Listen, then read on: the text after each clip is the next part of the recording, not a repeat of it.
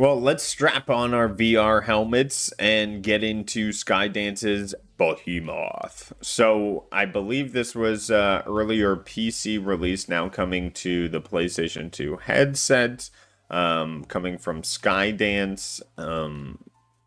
Hey, this is a more fleshed out VR experience, in my opinion, than experience I've seen previously with the Oculus. Now, Saints and Sinners being one of those, it felt like I was inside a Nintendo 64 game. This looks more like a real world. You're moving around, you're navigating, you have swords, weapons, there's enemies, there's combat. It just seems more fleshed out to me, and I'd like to see VR moving in this forward progression. Thoughts and feelings?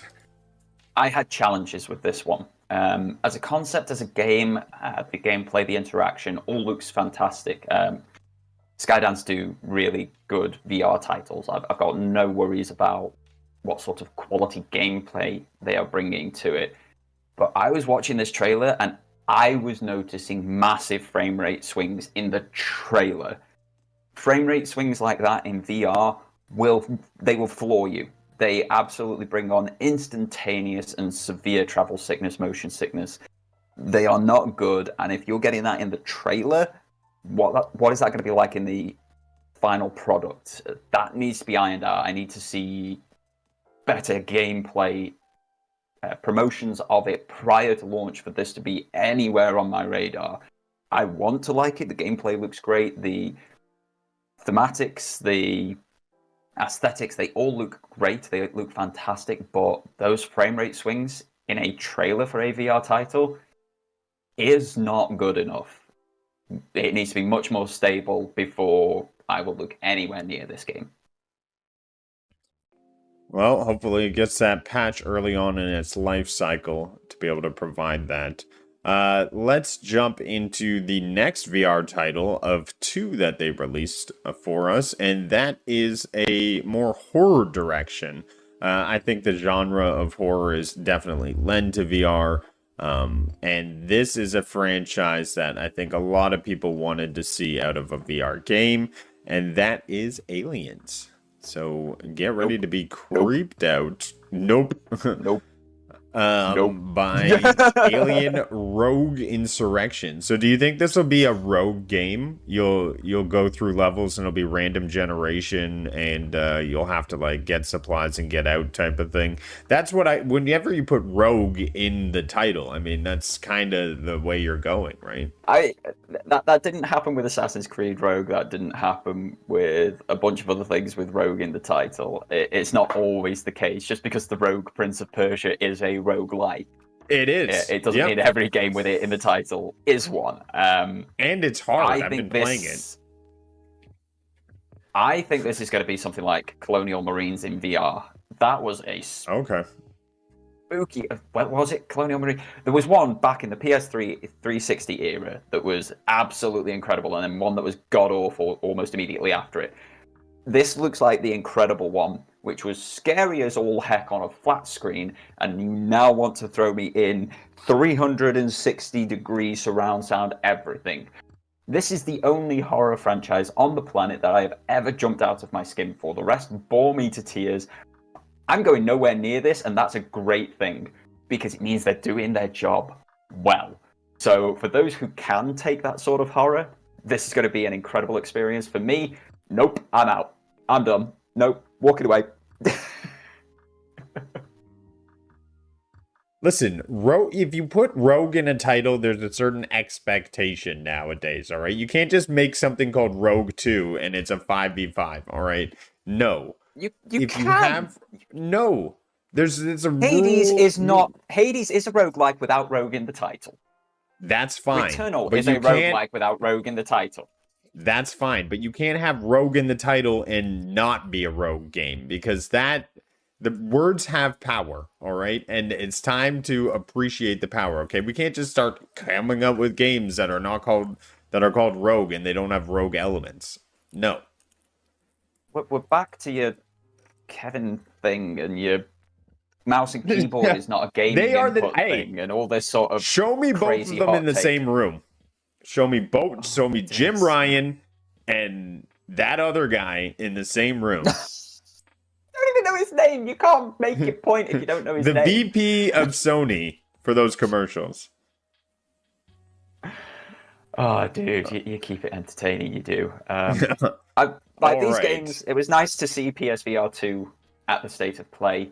What I will say is it is disappointing to only have 2 games at the state of play. Yes. For PSVR2. Wow. There's a lot coming out for the headset. There's a lot of good experiences on it, a lot of varied experiences, but they're not pushing it. Sony aren't pushing PSVR2. That disappoints me. Just look at the adapter that came out this week. So they've announced an adapter this week after the state of play. Why wasn't that in the state of play alongside these games? Oh yeah, you can buy these games and also play your PSVR2 on PC as well. So yeah, there's now an adapter that allows you to play the headset on PC, which I think is great. It's a way to shift more PSVR2 headsets. It's a way for more people to look at development for the PSVR2 headset. But then that adapter doesn't allow them to take advantage of the haptics, resistive triggers, 3D audio, and all the cool stuff of the headset, like the eye tracking. It's like, you're sort of half-arsing it with this, Sony, and this is a bit of hardware that needs you to full-arse it, not half-arse it. So I want them to pull their finger out. I love my PSVR 2. I love the experiences that I've had on it. I don't feel like I have been done dirty by the purchase, but I do want more from it. I want more moving forward, and I want them to bring experiences that are unique to that headset as well, like Synapse, like Call of the Mountain, like Tiger Blade and Co. We need more from them, and I don't want to see this be another PS Vita situation.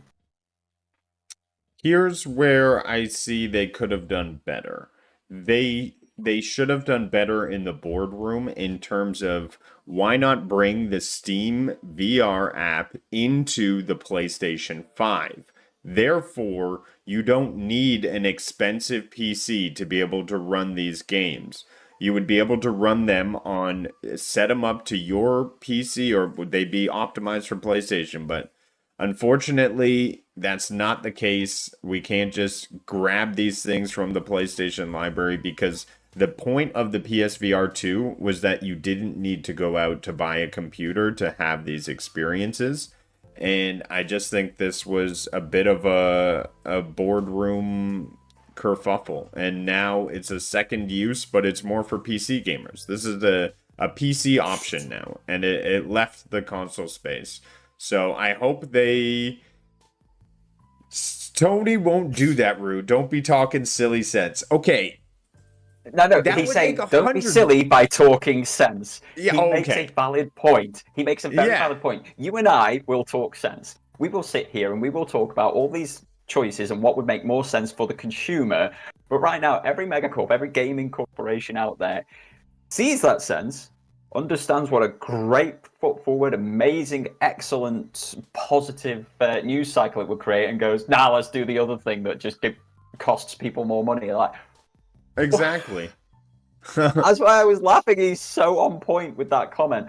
Don't be silly by talking sense. So on point. Unfortunately, this is the state we're in. It's just massive shortcuts, and they let the headset down. I think bringing the app into the PlayStation 5, having these games be PS5 compatible, maybe you don't get all the library, but you offer these people incentives to bring it on to PlayStation.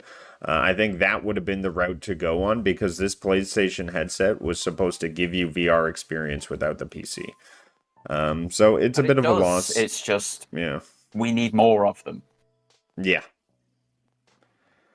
So if anything, this just carries the library for now. You're still going to get games. It may not be as many, but you get expanded library if you have access to a PC. You do, yeah. It gives you more functionality out of the headset you've already purchased, which is great. And if you are a PC gamer, it gives you a really low barrier to entry for 4K VR, which otherwise you're spending well over $1,000, £1,000 for. So I kind of think this is going to be good for the headset in the long run. It just depends whether developers bring it the opposite way and bring stuff to PlayStation from the PC side, or develop simultaneously for both. I think it will do good for the hardware. I don't know how well it will do for the software. I was hoping for more from this ability, because if you're developing for a headset that has all of those features, but then those features aren't being utilized on PC, it's weird. Yeah, it's major questions on that one. Anyhow, what's next on the list of the games from the State of Play before I get angry at Sony? I was like, there's no way we'll run out of time. I'm like, we're going to run out of time before we finish the showcase. We're going to run out of time. Yeah.